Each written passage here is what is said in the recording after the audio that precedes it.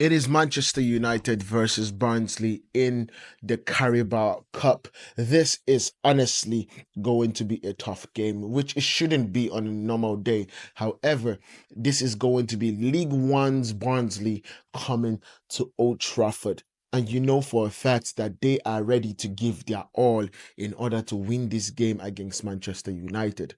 Manchester United faced Coventry in the FA Cup semi-finals, and we all know what hairline fracture was the reason we won that game. It was truly and truly a tough one against Coventry. So I believe this kind of games where the underdog is coming to put out the fire. The underdog is coming. It's basically a David versus Goliath.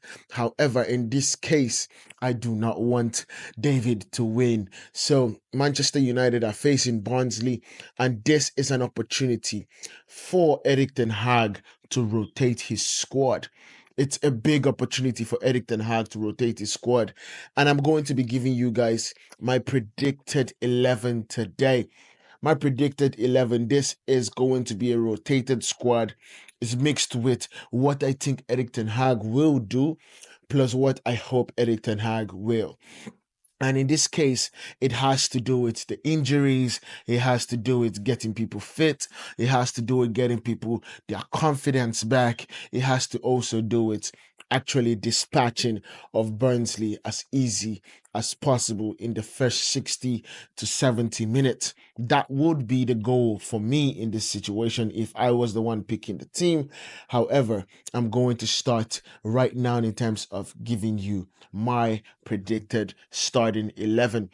And of course, this is a preview, so I'm going to be talking about what Barnsley are doing and what just a little bit of brief moment in the situation of how Manchester United have to play in this game. Well, starting in goal, I would have gone with Onana because Eric Ten Hag takes all this club, all these cups so very seriously. And I'm not saying that he shouldn't, because the Carabao Cup, that was the first trophy we won under Eric Ten Hag, and it was truly and truly a kickstarter to Eric Ten Hag's career. Honestly, this is one thing that saved Eric Ten Hag's career in Manchester United last season, because he had started so positively that we had 50% of a good season and 50% of a bad one. So it was just based on the numbers game, he had the opportunity to stay at Manchester United. However, I think it's going to be Andre Onana in goal. I wish I would have put Ben Yedder just to see him and see his abilities, but it's going to be Andre Onana. It's going to keep the back four is going to change, in my opinion. Is going to change to Diego Dalot, retaining his position, Johnny Evans, and Maguire. And finally, this is the big change. It's going to be Harry Amas, because Mazarawi definitely got a knock against who did we play last? Jesus, we just played Southampton.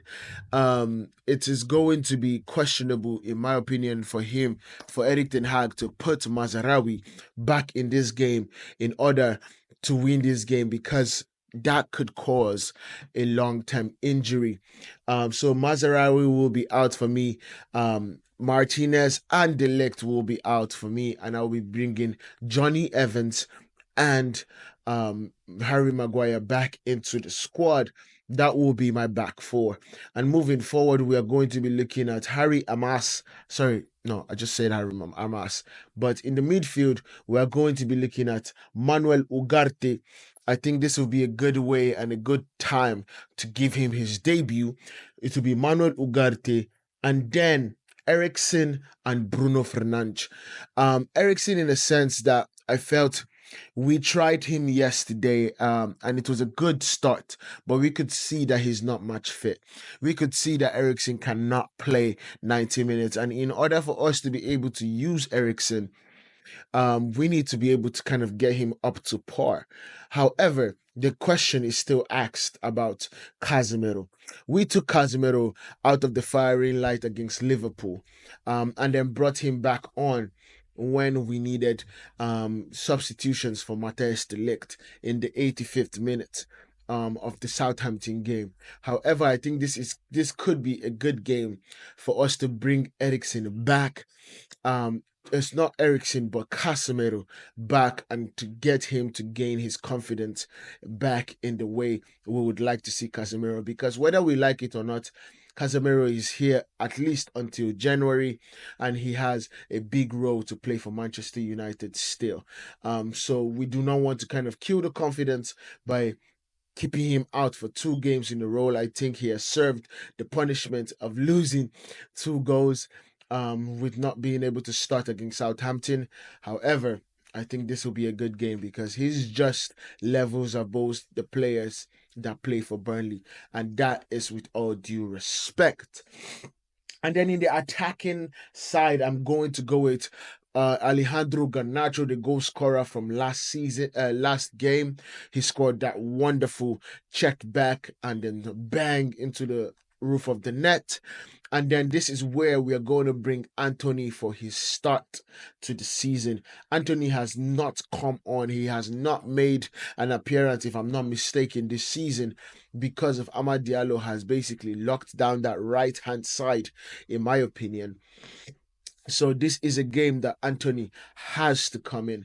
This is a game that we need to see Anthony at fighting for his place, fighting for even being a substitute player for Manchester United. If not, I do not understand what he's still doing at the club. We need to find a way out for Anthony if he's not going to be starting against Barnsley. And to lead the line, I'm going to go with Marcus Rashford.